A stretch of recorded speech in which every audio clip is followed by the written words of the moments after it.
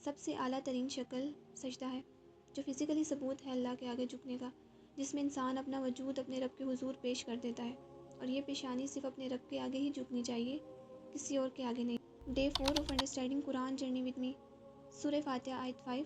ایاک نعبد و ایاک نستعین، صرف تیری ہی ہم عبادت کرتے ہیں اور صرف تجھ ہی سے مدد چاہتے ہیں۔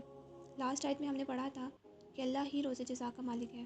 جب اللہ مالک ہے تو ہمیں بھی اسی کی عبادت کرنی ہے اور اسی کے آگے جھکنا ہے۔ ہر انسان کسی نہ کسی چیز کا بندہ ہوتا ہے، اپنے نفس کا بندہ، جو اسے نفس کہتا ہے وہ وہی کرتا ہے۔ عبد الدینار، مال کا بندہ، مال سے اتنی محبت کہ اپنے حقیقی رب کو ہی بھول جانا، حرام اور حلال کی تمیز نہیں کرنا۔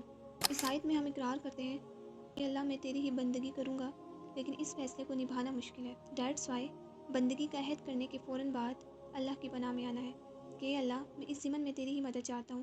میں اقرار تو کر رہی ہوں کہ میں تیری بندی بن کر زندگی گزاروں گی، لیکن اس کے لیے میں تیری مدد کی محتاج ہوں۔ 5 مرتبہ دن میں پڑھی جانے والی آیت اگر ایک انسان نماز میں پڑھتا ہے اور بار بار یہ بات دہراتا ہے کہ تیری ہی عبادت کرتا ہوں اور تجھ سے مدد مانگتا ہوں، اور اس کی پریکٹیکل لائف میں اللہ کا کوئی حکم نافذ نہیں ہے، مدد کسی اور سے مانگی جا رہی ہے، اللہ کو چھوڑ کر کسی اور کے قانون کی پیروی کی جا رہی ہے، تو کیا اس نے عبادت کا حق ادا کیا ہے؟ ہم زبان سے تو کہتے ہیں کہ اللہ ہم صرف تیری ہی مدد چاہتے ہیں، لیکن نامعلوم کس کس کے سامنے ہاتھ پھیلاتے ہیں اور کس کس کے سامنے اپنی سیلف رسپیکٹ کو ڈاؤن کرتے ہیں۔ یہ آیت ہمیں سکھاتی ہے کہ انسان کو اپنی طاقت اور وسائل پر بھروسہ کرنے کے بجائے اللہ پر بھروسہ کرنا چاہیے اور اسی سے مدد مانگنی چاہیے۔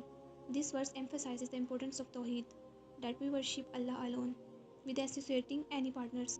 کیا ہم اس آیت کو اپنے اوپر امپلیمنٹ کر رہے ہیں یا پھر صرف زبان سے دہرا رہے ہیں؟